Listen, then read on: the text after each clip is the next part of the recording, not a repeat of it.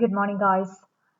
Since you have learned a lot about the background of Euripides' play Women of Troy, we have looked into the historical, dramatical, and political background of Women of Troy. Now let us look into the details of the text written by Euripides. We're going to start reading the play today, and I will be lecturing. I'll be analyzing. I'll be trying to analyze some sentences for you guys. Definitely, I won't be able to stop every time and explain each and every words and phrases for you, but still, I'll try my best. And before we're going to read the text, maybe make sure that you're looking into the Women of Troy booklet here. I've already given you the booklet, Women of Troy. And on page 16 of that booklet, there is a list of themes. So maybe have a read through the themes in the text before reading the play so that you have got an idea about what are the main themes and ideas and issues related to the text Women of Troy. When you look into the text, have a look at the front cover of Women of Troy. Who do you think this lady and that child might be? Have you ever thought about that? So I think that is Andromache with her child Astyanax. And people or the critics actually says that this is actually an anti-Vietnam War poster, which actually shows that all women in all wars, it's not just Andromache and Astyanax, it just gives us an idea that this is how all the women experience. All women in all wars is actually undergoing sufferings like Andromache and Astyanax. And experience of Andromache, we could say that the experience of Andromache is still happening to many women in different parts of the world, like Syria. You know that people are, especially women, are struggling really hard when it's a time of war. So think about that front cover. We could say that that is Andromache and Astyanax. So maybe you could say that Andromache represents all women who is experiencing war. So keep that in mind. And when you open your text, maybe the first 4 pages, it's like an introduction to the play. And I think it's worth reading that introduction. I have read it and I've marked, I have underlined some sentences. So, and I feel that it's really good because you will get a good understanding about the play Women of Troy. So please make sure that you're reading that first 4 pages and underline or highlight some of the points and see if you can write down some notes related to the prologue. So that maybe next time you don't need to look into the text, but you could look at your notes. So maybe try and read it, the first 4 pages, and it's written by Don Taylor. So the guy who has translated this. So maybe read through that and take down some notes, which will actually help you when you actually write the text responses side. And then on page 4, we have got the list of characters who are coming in the play, and we have got characters like Poseidon, who is actually the god of the sea, Athena, goddess of wisdom, Hecuba, widow of Priam, king of Troy, Cassandra, their daughter, a prophetess, Andromache, their daughter-in-law and the widow of Hector, Talthybius, a Greek officer, Menelaus, king of Sparta, Helen, his wife, Chorus, the Trojan women who have been captured and soon to be enslaved. We've got the small boy Astyanax, Hector's son, and finally there are some Greek soldiers. So these are the characters who actually come in the play. But there are many other characters whose name has been mentioned. So in my PowerPoint, I've given the list of characters whose names have actually been mentioned in the play. So make sure that you're referring to all those PowerPoints that I've given you to give you a good understanding of the text. Now, let us start reading. One thing I would like to tell you is you have to look into the settings of the text. So when it's a play, there will be a setting, and the settings will be always written in italics. So you could see that on page 5, especially before the starting of the play, there is a setting. They explain the setting of the play, and that will be always written in italics. And you could use this setting in your essay, in your text response essay. You can quote the words and phrases from the setting, and you could use that in your text response essay, and we will be considering that as textual evidence because its setting is actually a part of the play.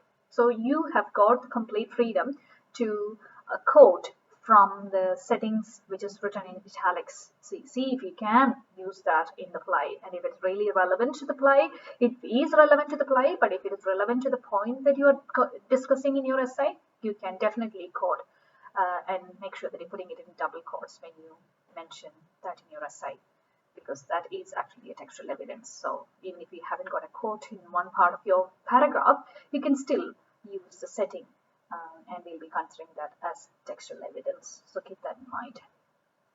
Now, the first part of the play is more like a prologue. You know what a prologue is. Prologue means an introductory part of the play. It's like an introductory section to the play. So here we are getting a prologue, and the prologue is given by gods Poseidon and Athena as well. So Poseidon is coming first.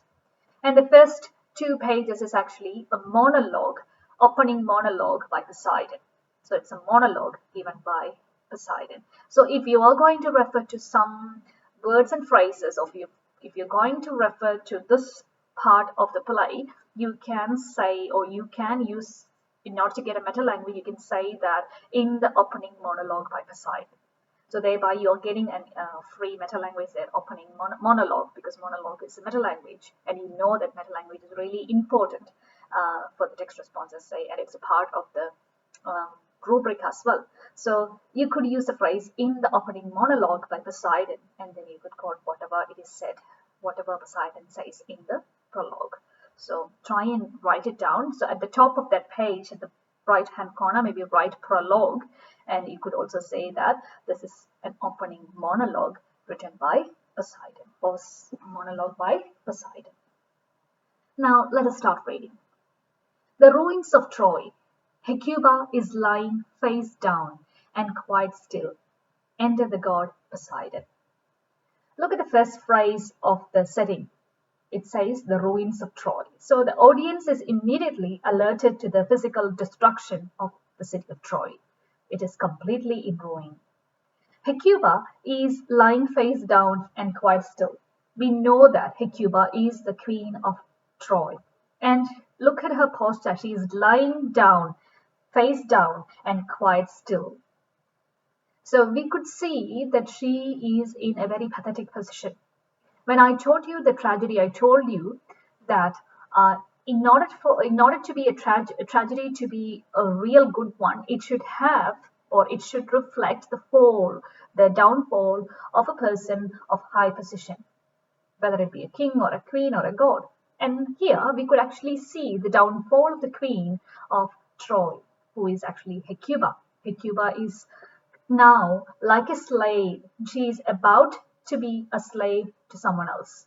Hecuba, a queen of a high position, is now lying low, lying down, and look at her face. Face is down. It's not up anymore. So lying face down and quite still. So that gives us that alerts us to the position of, or the downfall of, the queen of Troy. Enter the god Poseidon, and now comes the god Poseidon. Poseidon is the god of the sea and earthquake. So he is. You have to remember, in the Athenian or in the contemporary time, in contemporary performance, the god, the actor who is actually playing the role of god Poseidon, would actually be lowered out on a crane in order to show the coming of the god. The actor will be lowered down on a crane. And you know that I've mentioned this term deus ex machina, god from mission. So that particular extra element is actually used in the actual performance of the play Women of Troy. But here we could see the Poseidon, and Poseidon is looking at the city of Troy. He's from a very high position. He's looking at the city of Troy, looking at the ruins of Troy, and he is giving a monologue. So that's the monologue of Poseidon. Now, we start the prologue as well as the monologue of Poseidon. So I'm going to read that for you. Poseidon. I have come here from the bottom of the sea, the salt waters of the Aegean, where the daughters of Nereus, 50 sea nymphs in chorus, circle in their intricate and beautiful dance. So one thing that you need to remember is Poseidon, the god of sea and earthquake, is actually supporting Trojans. He actually supported Trojans during that war. He actually supported the Trojans. And that's the reason why he is actually lamenting about the downfall of Troy. That's why he's so sad about the downfall of Troy, because he actually supported Trojans. And that's why he's lamenting here. I have come here from the bottom of the sea, the salt waters of the Aegean, where the daughters of Nereus, Aegean is again sea, where the daughters of Nereus is actually the sea god in Greek mythology, 50 sea nymphs and chorus circle in their intricate and beautiful dance. My name is Poseidon, I am a god. So he is introducing himself to us and explaining that he has come from the ocean. So in order to show that he has come from the ocean, he is giving us a bit more background related to what is actually happening there in the Aegean Sea. My name is Poseidon. I'm a god. I built this city. With Apollo I built it. Every stone we laid, every tower, even the walls we dressed and leveled with plumb line and mason's square. So here, Poseidon actually says that he built the city. He has got an emotional as well as a personal attachment, not just to the Troy, not just to the city of Troy, but even to the people of Troy, because he built it. He has got an attachment to the city because he says that he built the city with the help of Apollo, the sun god, and every stone they laid together. So he has got a very personal, emotional connection to the city of Troy, and that's why he is so sad again about the pathetic situation of Troy. I have always had a particular love for this city of the Phrygians, and look at it now. So it clearly says that he had a very particular love for this city of the Phrygians. Phrygians means the inhabitants of Troy. It is just another name for Troy. It just shows that Phrygians means inhabitants of Troy. For this city of the Phrygians, look at it now. And Poseidon is really sad at the current situation of Troy. Look at it now, he says, a smoking ruin devastated by the power of the Greek war machine. So the city of Troy is in complete ruin now, and it's devastated, completely distracted by the power of the Greek war machine. A Phocian inventor, Phocian is actually a region in ancient Greece.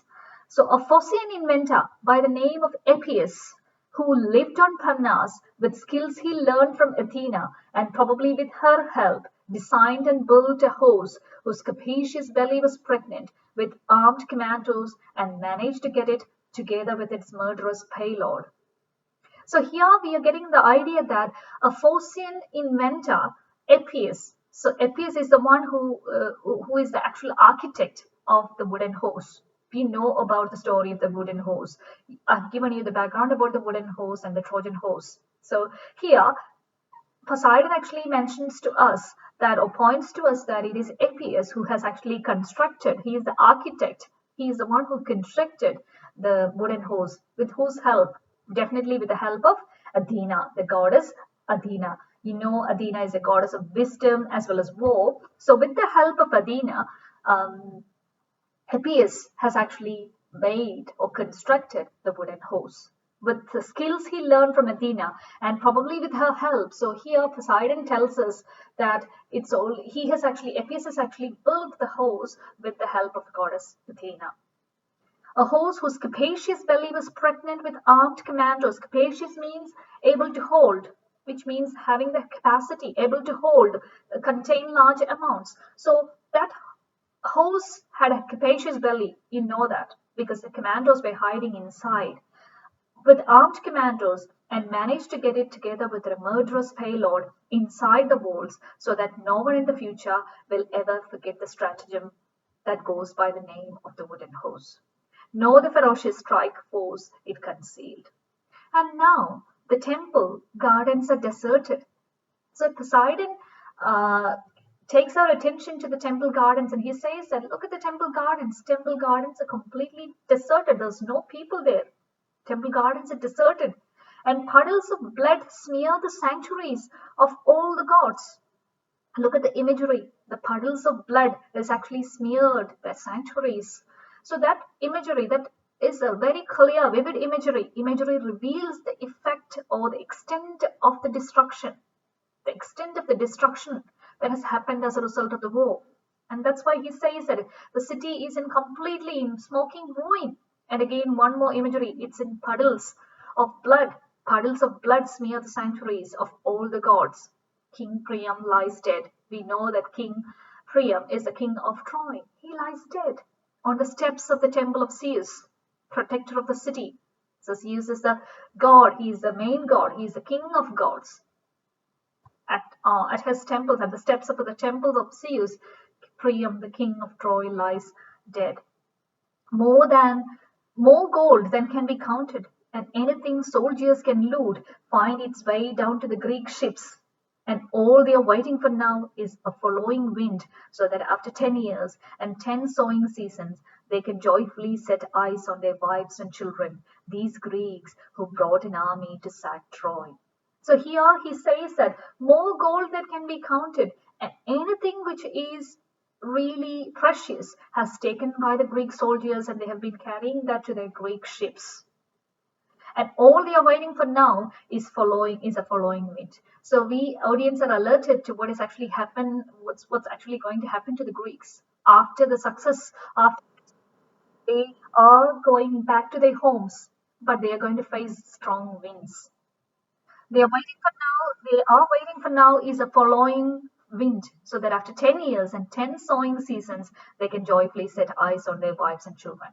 So gives us an indication that these Greeks who have been successful, once they have left, they are reaching their own hometown only after 10 years, because they had to battle with many things on their way back. They will get a storm on their way back, and they have to go through lots of struggles to get back to their wives and children. So that will take almost 10 years. So gives us an idea that even though the Greeks had succeeded in the war, again, still they have to face lots of troubles.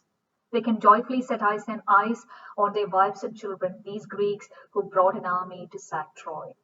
As for me, I have been defeated too by Athena and Hera, goddesses who supported the Greeks, and who, between them, have utterly devastated the city of the Phrygians. And now here he says that Poseidon says that when you think about me, I've been completely defeated. I've been completely defeated. Not just me, by Athena and Hera, goddess who supported the Greeks. They too, the other goddesses, Hera and Athena, who actually supported the Greeks, they too are also suffering, and who between them have utterly devastated the city of the Phrygians. And the city of the Phrygians, the city of Troy, is completely devastated. So now I too shall desert famous Troy, and all those altars and temples raised in my name. Now he says that I'm going to leave the city, because there's no people now to worship me. There's no one left in Troy to worship me. So I'm going to leave the city of Troy. That's what he says. Now I too shall desert famous Troy, and all those altars and temples raised in my name, it's all gone. There's no one there now. It's all deserted. It's in complete ruins.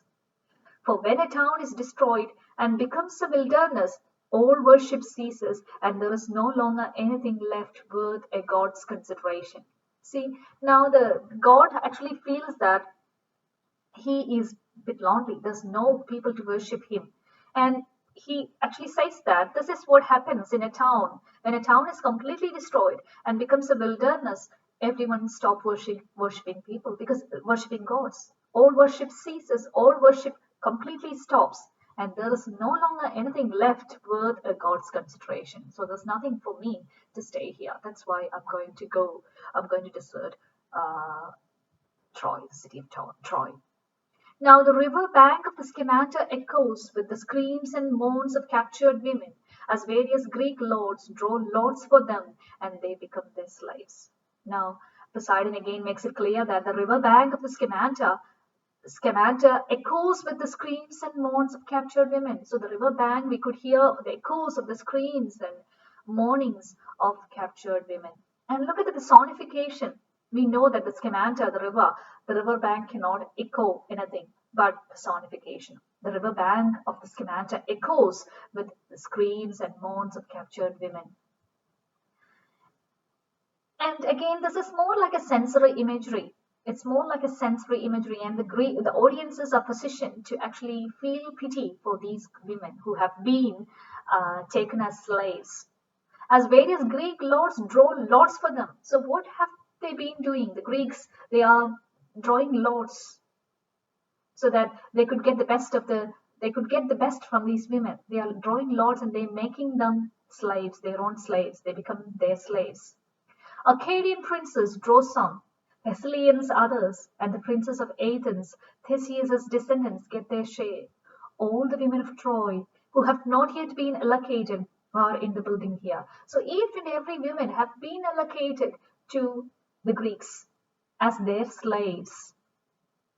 And the people who have not yet been allocated, they are in that building, staying there. They have been reserved for the leaders of the Greek army. And again, there are so many women of Troy, who have not been allocated, and they have been reserved for the Greek leaders. And with them, a prisoner like the rest, and quite right too, is a Spartan daughter of the Tyndareus, Helen. So here he mentions Helen, but very, very casually, dismissively, he mentions about Helen.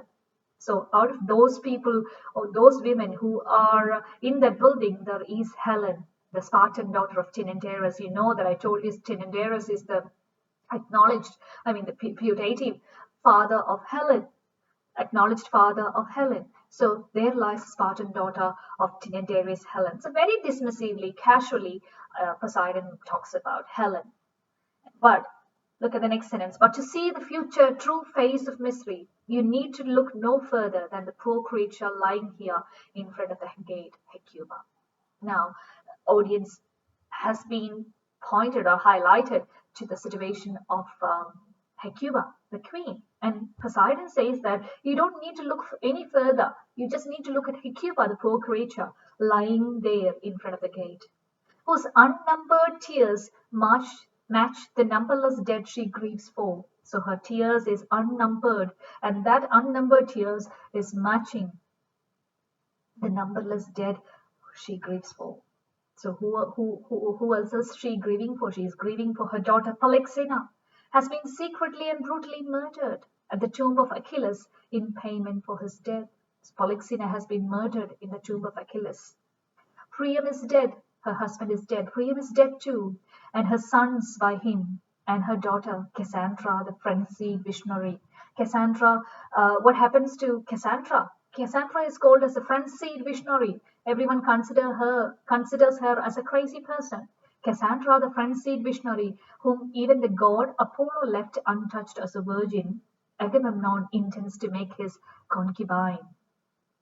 A dangerous business, best kept in the dark, that flouts all religious feeling. So when Poseidon talks about Cassandra, the daughter of Hecuba, Cassandra is considered as a frenzied visionary. She was protected even by gods. Even the gods didn't touch her. But who is taking her now? Everyone considered her as virgin. She has been untouched as a virgin, and even the gods protected her because she is a frenzied, crazy woman. But who has taken her now? Agamemnon, the Greek soldier Agamemnon. When I told you about the background, I told you Agamemnon is the brother of Menelaus. So Agamemnon, the Greek person, is actually intending to make Cassandra as his concubine. A dangerous business, best kept in the dark, that flouts all religious feeling. So that line is really important because that gives us the central focus of the play. That is the central focus of the play. A dangerous business, best kept in the dark, that flouts all religious feeling. Well then, most prosperous of cities, home of the rich and fortunate, time to say goodbye. Look at the contrasting imagery. On the first page, we could see the ruined city of Troy, where Poseidon actually mentions that city is in smoking ruin. It's smeared, puddles of blood smear the sanctuaries. And look at the former glory of Troy. How was Troy actually? Most prosperous of cities. Troy was actually the most prosperous of the cities, home of the rich and fortunate people. City of Troy was actually home for all the rich and fortunate people, and it's time to say goodbye to all that glorious city of Troy. Now it is in It is completely destroyed. It's deserted, and even the puddles of blood smear even the sanctuaries. Of the rich and fortunate, time to say goodbye. Shining towers and citadels, farewell forever. So shining towers and citadels, it was beautiful. City of Troy was beautiful, but farewell to all that now. If Pallas Athena, daughter of Zeus, had not determined to destroy you, your foundations would be as firm and solid as ever they were. And here, Poseidon tells us or gives us an indication that it is actually Athena, daughter of Zeus, who has helped the Greeks. And if she, the goddess Athena, if she had not determined to destroy you, the foundation of city of Troy would have been as firm and solid as ever they were.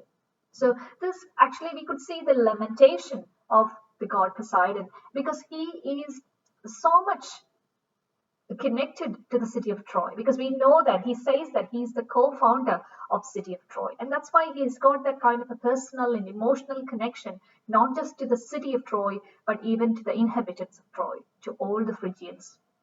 So God, he felt that like people are no more there, everyone has deserted, the city of Troy is deserted, and he feels that he is a bit lonely there, and that's why he is actually planning to get away from Troy as well.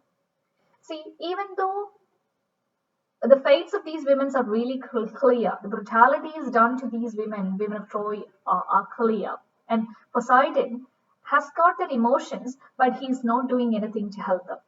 So although the gods seemingly have that power over mortals, they are actually allowing the Trojan women to suffer to the world's aftermath, to the war, to the aftermath of the war. He is removed enough from their misery that feels no obligation to ease their pains. He's not doing anything to ease their pain. He has got that feeling. He is sad about women of Troy, but he is not taking the god, even though he is so powerful, he's not doing anything to help them. So the gods, as I told you in Greek mythology, the gods, they are jealous. They are just like human beings. They feel jealous. They are powerful sometimes.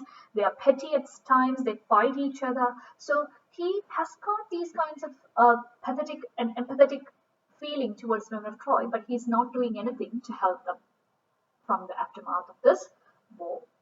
So there are so many things, and you have to look at the contrasting imageries of Troy. You have to understand those contrasting imageries. There are many things that you are getting from the monologue of Poseidon. So keep all that in mind. Keep everything in your mind. And now comes Athena. Enter Athena. So now actually Athena enters on stage. So the goddess Athena descends from above to join the god Poseidon. And we know that Athena supported Greeks, but now she has turned against them. And that's what we are actually going to see now. So maybe this is called the first episode. This is the first episode of the play. So you can write first episode. Athena. May our old antagonism be forgotten. I have something to say to you, brother of my father, great God as you are, whom other gods honor.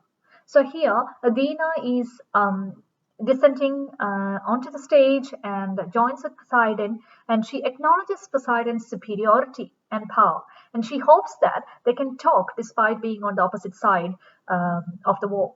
Poseidon permits her to stay, citing their familial relationship. So she is actually, goddess Athena is actually acknowledging Poseidon's superiority, and she's trying to talk with Poseidon. Poseidon permits, certainly it may. We are blood relations, Queen Athena, and that warms my heart. Athena, you are generous to say so. The question at issue is a matter of equal concern to us both. Now she says that. Now the question that is at issue, the problem that is now, is a matter which actually concerns both of us equally. Poseidon, what is it? Some new dispensation from the gods? From Zeus himself, or some other divinity? Athena, no, it concerns Troy, on whose ground we now stand. I want to make a pact. Join your power to mine. So now they are deciding, or she has come with an intention of making an agreement with god Poseidon. And that's why she says that I want you to join the power, join your power to mine. So they are planning to make an agreement. Poseidon, is that so? You pity your ancient enemy now. You see her as smoke black and ruin, do you? So Poseidon is a bit sarcastic here, and he asks, do you actually pity your ancient enemy? Because Poseidon clearly knows that Athena sided with Greeks. So that's why he is questioning her now. Are you actually showing pity to ancient Troy, your ancient enemy? Athena, that's not the point. First, give me your answer. Will you join me and help to carry out my plan? So that's what Athena wanted to know. Athena wanted to know whether Poseidon will join with her to take an action against the Greeks, especially against the Greeks. Poseidon, by all means, though I would be glad to know what it is. Are you helping the Greeks now or the Trojans? So Poseidon is a bit sarcastic and he says that he is a bit confused. Are you actually supporting the Trojans or the Greeks now? Who are you siding with? Athena, my former enemies, the Trojans, will be comforted. I shall make the Greeks return home a disaster. So here she makes her point that I am actually I know Troy is my former enemies, but now they will be comforted. Trojans will be comforted, and I shall make the Greeks return home a disaster. But she says that I'm going to make the victorious Greeks way back home really disastrous. Now, when you think about this journey back of the Greeks, the audience are really well aware of all this because they've heard about Homer. I told you, Homer is a Greek writer, a legendary author of the mainly two epic poems, the Iliad and the Odyssey. And in Homer's the epic poem, the Odyssey, it's very clearly written. And the audience are well aware of the Greeks' return and the battles they have to face during their return back to their home. So I shall make the Greeks return home a disaster. Poseidon, a somewhat cavalier change of mind, surely? So cavalier here refers to a lack of concern. So you are having a change of mind, surely? Are you usually so casual whom you love or hate? Athena, haven't you heard? I have been insulted, my temple desecrated. So now Athena makes it really clear the reason why she was angry towards the Greek. And she says that, didn't you not hear? I have been insulted by the Greeks. My temple has been desecrated. Poseidon, yes, I know. When Ajax dragged Cassandra from sanctuary. So Poseidon did know about Ajax's rape on Cassandra. So Poseidon is indicating to Cassandra's rape by Ajax. As I told you, Ajax, in my introductory lesson, I told you Ajax is a Greek warrior. And what Ajax did is Ajax raped Cassandra. It's more like a brutal gender-based violence. And it also refers to, so the rape, Ajax's rape of Cassandra is also referring to the contempt of the Greek soldiers towards the gods. They're not respecting gods. So that kind of, so even though Athena has actually supported the Greeks, they have completely desecrated her, destroyed her, and that's why she is really angry about the Greeks. So she is really angry about Ajax's rape of Cassandra from the temple, from the sanctuary. Athena, the Greeks didn't punish him, not even a reprimand. Poseidon, when your power had enabled them to bring Troy to its knees. Athena, I shall punish them for that with your help. Here comes the theme, the main theme, vengeance, revenge. So the goddess Athena is really revengeful, and she says that I shall punish them for that. I'm going to punish Greeks for the actions that they have done to desecrate me and my temple with your help, but I need your help for that. Poseidon, I'm entirely at your service. What can I do? So Poseidon is really eager, and he says that I'm entirely at your service. What can I do? Athena, I want their voyage home to be complete disaster. I want the Greeks' voyage home back a complete disaster. Poseidon, before they set sail or out at the sea? So Poseidon is asking, when do you want me to do that? Before they set sail or out at sea? Athena, when they have left Troy and are nearing home, Zeus has promised me a savage hailstorm, torrential rain, and gale force winds in the middle of the night. and he has given me the use of his thunderbolts to strike the Greek ships with lightning and burn them at sea.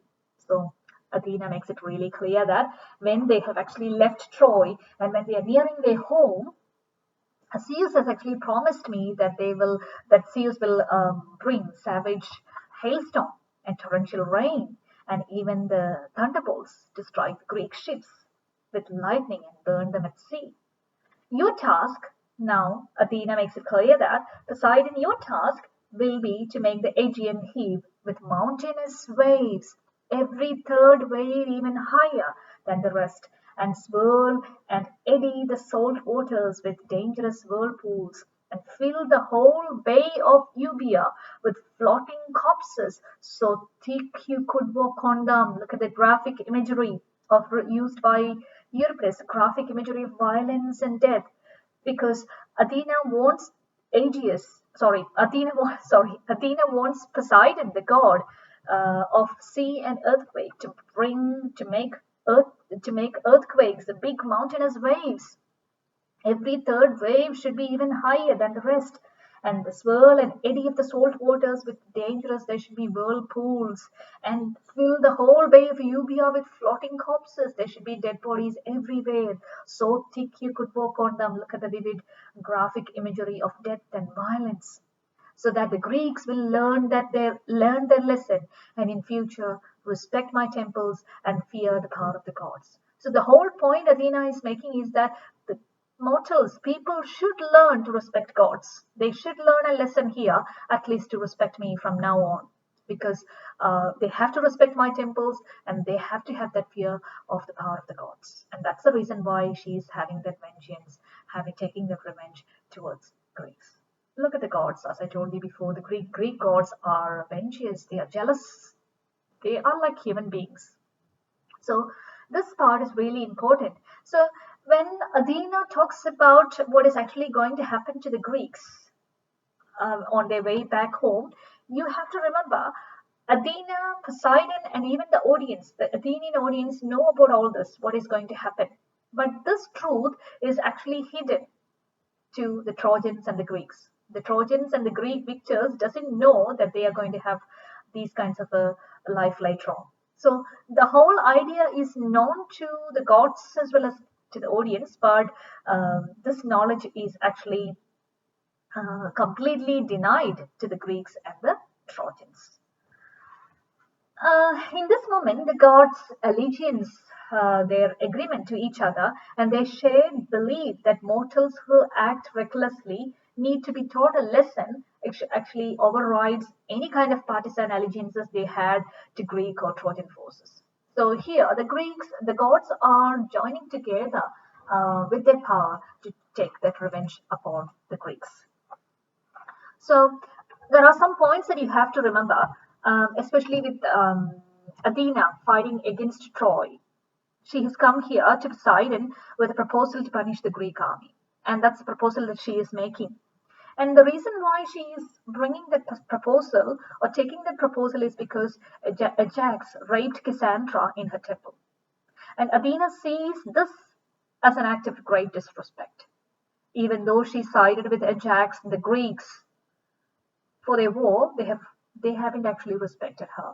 That's why she was really angry. She supported them, but then still they didn't respect her. So Cassandra's rape, that incident, is very significant because it demonstrates the brutal gender-based violence enabled by the Greeks' victory. That's one point. Second thing, it shows the contempt of the Greek soldiers towards the gods. And remember, it is the same goddess Athena who has actually helped them to be victorious. But then, even after doing that kind of a help, they are not respecting Athena. And it leads to Athena's rejection of the Greek army, which she feels is actually disrespecting her. That's why she's really angry. And here the gods expect mortals to pay them a certain amount of respect. This is especially true for Athena, who led the Greeks to victory and expects additional thanks and praise. So Athena, the goddess, was actually expecting some kind of additional thanks and praise from the Greeks. But instead, what she has come up with is her temple has been completely desecrated, which she couldn't stand. In this moment, the gods' allegiance to each other is completely, and their shared belief is completely against any kind of their shared belief. So the two gods are, after making this kind of agreements, the two gods are flown out of the sight and they are leaving the stage just to the mortals. They wanted to teach a lesson to the mortals. So keep that in mind. When you think about the literary techniques, uh,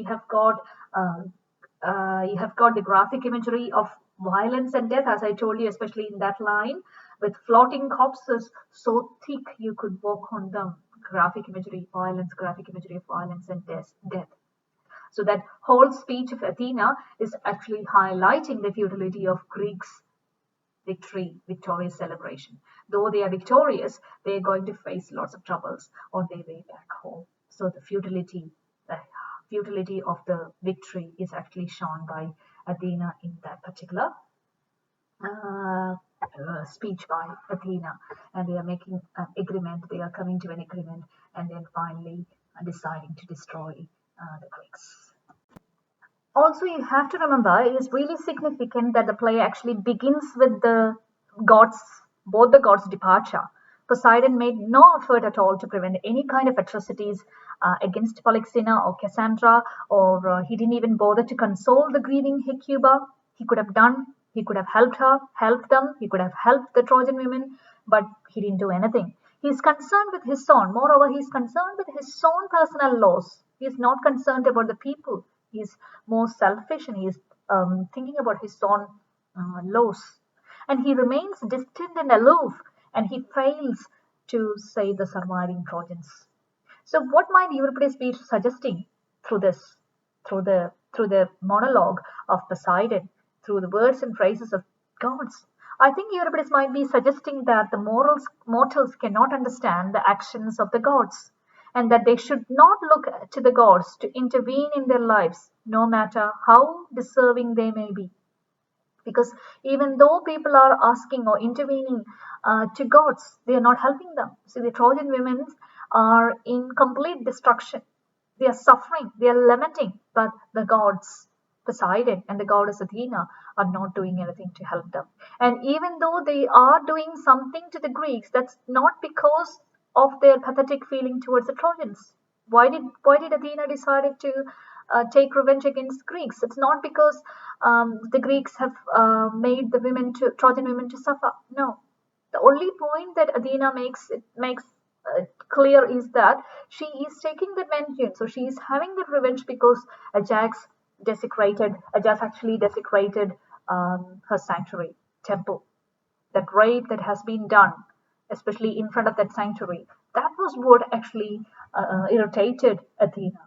So Athena is taking revenge not just because she felt really sympathetic towards Trojans. No, it's just selfish motives. So Euripus is actually trying to show that the gods is actually um, just like human beings, and that there's no point in looking to God at the time of need. They're not going to help you. That's what Euripus is actually suggesting through these kinds of sentences and phrases. So always you have to remember what might Euripus suggesting, what might be his views and values. So his views and values about God might be a different view, that they are not there to help people when they are in need.